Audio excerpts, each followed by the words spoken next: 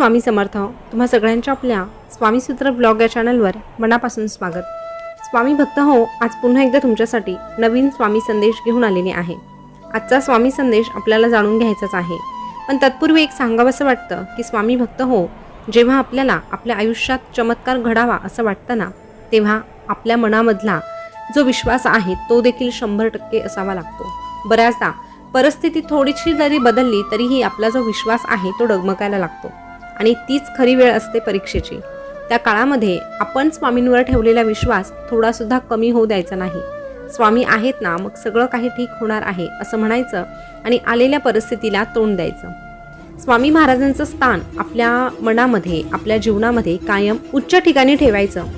कारण स्वामी आहेत म्हणून आपण आहोत आणि त्याचमुळे स्वामींना आज थोडंसं काहीतरी सांगावंसं वाटतंय. ते सुरुवातीला सांगूया आणि नंतर मग संदेश काय आहे तेही जाणून घेऊया. तर स्वामींना जे सांगायचं आहे ते असं की स्वामी महाराज, जेवणामध्ये जसं मिठाचं स्थान असतं ना, तसंच आयुष्यामध्ये तुमचं स्थान आहे. जेवणात जसं मिठाचं स्थान असतं तसंच आता आयुष्यामध्ये तुमचं स्थान आहे. मिठाविना जेवण बेचव तर तुमच्या विना आयुष्य बेचव. मिठाविना जेवण बेचव तर तुमच्या विना हे आयुष्य बेचव. जिवंत राहायला जितकं श्वासाचं महत्त्व असतं तितकं हे जीवन जगण्यासाठी तुमच्या नामस्मरणाचं महत्त्व आहे. श्वासाशिवाय जिवंत राहणं जसं अवघड आहे तसंच नामस्मरणाशिवाय जीवन जगणं अवघड आहे. म्हणून आमच्याकडून तुम्ही नामस्मरणाची सेवा करून घ्या. आमच्या मुखातून तुमचं नाम कधीही दूर जाऊ देऊ नका. अशी जरी आपण स्वामींना प्रार्थना केली आणि सातत्याने स्वामींचा धावा केला, स्वामींचं नाम मुखामध्ये ठेवलं, तर नक्कीच आपल्या आयुष्याला गोडी लाभल्याशिवाय राहणार नाही. असाच विश्वास जर तुमचाही स्वामींवर असेल तर कमेंटमध्ये श्री स्वामी समर्थ लिहा आणि आजचा जो संदेश आहे तोही शेवटपर्यंत ऐका. आजचा स्वामी संदेश जाणून घेण्यासाठी एक छोटंसं काम करा. तुमच्यासमोर जे 2 फुलं दिसत आहे त्यापैकी एक फूल निवडा आणि संदेश काय आहे ते जाणून घ्या. तर स्वामी भक्त हो, तुम्ही तुमच्यासाठीचं एक फूल निवडलं असेल अशी मी आशा करते आणि संदेश काय आहे तेही सांगते. तर बघा, ज्यांनी 1 नंबरचं फूल निवडलं आहे त्यांना स्वामी महाराज काय सांगतात ते बघूया. स्वामी महाराज अशा भक्तांना सांगतात, अरे तुझ्याबद्दल कोणी वाईट बोलत असेल तर तो आशीर्वाद समज. तुझी कोणी स्तुती करत असेल तर ती प्रेरणा समज. तुझ्यावर कोणी खोटे नाटे आरोप करत असेल ना, तर ती तुझ्या सत्याची ताकद समज. तुला कोणी मनापासून मान देत असेल तर तुझ्यात इतरांचे भले करण्याची ताकद आहे असं समज. अकारण तुझ्या मार्गात कोणी आडवं येत असेल तर ती तुझ्या मार्गातील साफसफाई आहे असं समज. उगाचच तुझ्याशी असलेलं नातं कोणी तोडून जात असेल, तोडून टाकत असेल तर तो तुझ्या नम्रतेचा विजय समज. तुझ्या सत्वर्तनाची कसोटी लागते तेव्हा तू तुझ्या जीवनाच्या योग्य मार्गावर आहे असं समज. आयुष्यात खूप त्रास होतोय म्हणजे तुझा रस्ता प्रगतीकडे जातोय हे मान्य कर. अरे, जास्त ताणलेल्या धनुष्यातूनच बाण लांब जात असतो हे कधीही विसरू नको. आणि कोणासमोर झुकण्याची वेळ आली ना, तर तू फक्त त्यांच्या विनम्रतेसमोर झुक. कुणाच्या शक्तीसमोर, कुणाच्या रूपासमोर किंवा कुणाच्या संपत्तीसमोर तू कधीही झुकू नको. मग बघ, अशी तुझी नियत असेल, असं जर तुझं जगणं असेल तर तुझ्यासाठी कुठलीही गोष्ट अशक्य राहणार नाही. तुला जे हवं आहे ते निश्चितच तुला प्राप्त होणार. पण काहीतरी तुला लगेच मिळत नाही म्हणून ते मिळवण्यासाठी तुझी नीतिमत्ता मात्र बदलू नको. नीतिमत्तामध्ये ढवळाढवळ करू नको. अरे, जे काही मिळवायचं असतं, जे काही कमवायचं असतं ते फक्त प्रामाणिकपणाच्या जोरावर आणि स्वतःच्या मनगटातील बळावर. जेव्हा तू अशा पद्धतीने प्रामाणिकपणे प्रयत्न करतो ना आणि सातत्याने आमचं नाम जपतो ना, तेव्हा आम्हाला देखील आमच्या भक्तांच्या मदतीसाठी यावं लागतं आणि आमच्या भक्तांना सांगावं लागतं, भिवू नकोस, मी तुझ्या पाठीशी आहे. भिवू नकोस, मी सदैव तुझ्या पाठीशी आहे.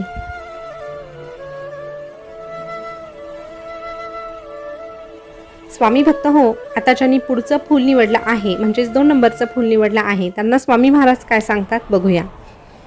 स्वामी महाराज अशा प्रत्येक भक्ताला सांगतात, अरे, प्रत्येक गोष्ट तुला जशी हवी असते ना तशीच मिळत नसते. म्हणून सुख न शोधता समाधान शोधायला शिक. अरे, खरं सुख हे समाधानातच दडलेलं असतं. मग आयुष्य देखील आनंदात घालवता येतं. अरे, कोण तुला काय म्हणत आहे याचा तू अतिविचार करू नको. कोणाच्या बोलण्याने तुझ्या आयुष्यावर काहीही फरक पडू देऊ नकोस, कारण कोणाच्या म्हणण्याप्रमाणे जर एखाद्याचं चांगलं झालं असतं किंवा वाईट झालं असतं तर हे जग एकतर स्वर्ग बनलं असतं, नाहीतर नरक झालं असतं. पण असं म्हटल्याने होत नाही, तर ते ज्याच्या त्याच्या कर्मानुसार मिळत असतं. म्हणून कुणाच्या बोलण्याने तुझं आयुष्य बदलणार नाही. बदलेल ते तुझ्या चांगल्या कर्माने आणि आमच्या नामस्मरणाने. तुझे अंतःकरण जोपर्यंत शुद्ध आहे तोपर्यंत कशाचीच भीती बाळगायची तुला गरज नाही. फक्त नीतिमत्ता मात्र तू स्वच्छ ठेव आणि आम्ही तुला साधं काटाही टोचू देणार नाही एवढा विश्वास आमच्यावर ठेव. अरे, अध्यात्म आणि प्रेम हे नेहमी उघड्या डोळ्यांनी करावं. अंध बनून केलं ना की पदरी फक्त अधोगती आणि निराशा येते. डोळे बंद करून चुकीचा गुरु, चुकीची भक्ती केली ना तू, तर अध्यात्मात अधोगती होते. आणि प्रेम जर तू चुकीच्या व्यक्तीवर केलं तर तुझ्या पदरी फक्त निराशा पडते. मग दोघांसाठी तुला रडत बसावं लागतं. म्हणूनच अगोदरच सद्विवेक बुद्धी जागृत ठेवून दोनही गोष्टी कर. अध्यात्म साधताना तुझी सेवा निस्वार्थी भावनेनं कर आणि प्रेम करताना मनुष्याच्या रूपावर नव्हे तर मनुष्याच्या गुणांवर करायला शिक. तेव्हाच खऱ्या अर्थाने तुला दोनही गोष्टींमध्ये आनंदाची प्राप्ती होणार आहे. आणि अध्यात्माच्या मार्गावर चालताना तुला त्रासाला सामोरं जावंच लागणार. जो आमच्या मार्गावर चालतो ना तर त्याला त्रास हा होतोच.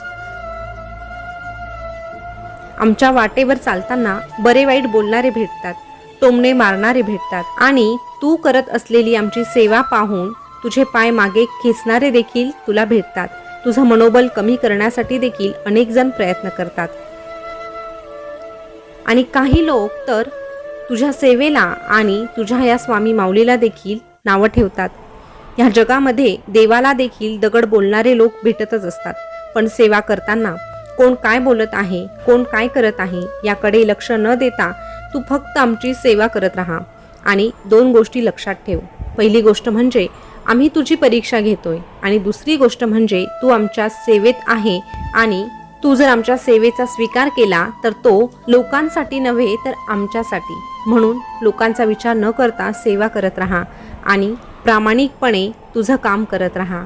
तू ह्या परीक्षेत उत्तीर्ण झाल्याशिवाय राहणार नाही.